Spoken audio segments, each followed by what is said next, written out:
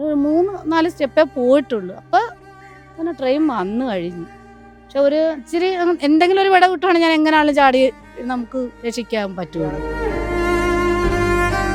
ഈ സമയത്ത് നമ്മളിവിടെ തൂത്ത് വയ്ക്കുന്നെങ്കിലും ആ ഒരു സെക്കൻഡിൽ നമ്മുടെ കണ്ണ് വെട്ടിച്ചവൻ വെളിയിലോട്ട് പോയതാണോ നമ്മൾ കണ്ടില്ല.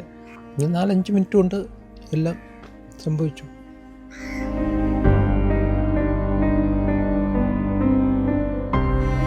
അമ്പലപ്പുഴ കാക്കാഴത്ത് 1.5 വയസ്സുകാരൻ തൃണവ് ട്രെയിൻ തട്ടി മരിച്ച ആ ഒരു മേഖലയിലാണ് ഞാനിപ്പോൾ നിൽക്കുന്നത്. ഈ റെയിൽപ്പാളത്തിന് തൊട്ട് ചേർന്നുള്ള ഈ കാണുന്ന വീട്ടിലാണ് കുഞ്ഞ് കളിച്ചിരുന്നത്. ഇതിന് സമാന്തരമായി ഇവിടെ ഒരു പാത കൂടിയുണ്ട്.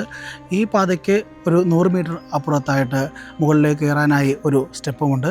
ആ ഒരു മേഖലയിൽ വെച്ചാണ് ദൃക്സാക്ഷിയായ താഹിറ കുഞ്ഞിനെ റെയിൽപ്പാളത്തിൽ നിൽക്കുന്നതായി കാണുന്നത്.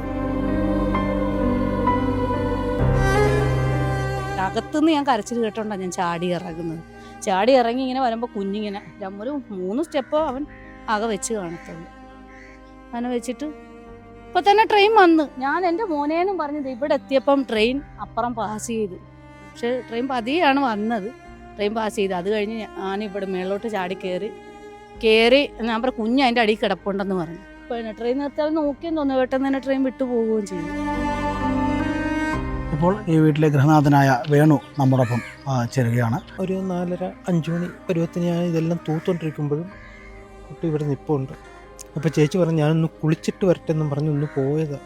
ഈ സമയത്ത് നമ്മളിവിടെ തൂത്ത് വയ്ക്കുന്നെങ്കിലും ആ ഒരു സെക്കൻഡിൽ നമ്മുടെ കണ്ണ് വെട്ടിച്ചവൻ വെളിയിലോട്ട് പോയതാണോ നമ്മൾ കണ്ടില്ല. പിന്നെ എന്താ സംഭവിച്ചെന്ന് ആ ട്രെയിൻ നിർത്തിയപ്പോഴാണ് നമ്മൾ അറിയുന്നത്. നമ്മൾ ഈ തൊട്ടറമ്പിൽ തന്നെ ഉണ്ട്. പക്ഷെ ഇവൻ പോകുന്നതും കണ്ടില്ല. ആ റെയിൽവേ കയറുവാണെങ്കിലും അവനൊരു പകുതിയിൽ ഇത്തിരി കൂടെ കൂടുതൽ കയറും. എന്നാലും ആരെങ്കിലും പിള്ളേരൊക്കെ ഉണ്ടെങ്കിൽ മാത്രമേ ഉള്ളൂ.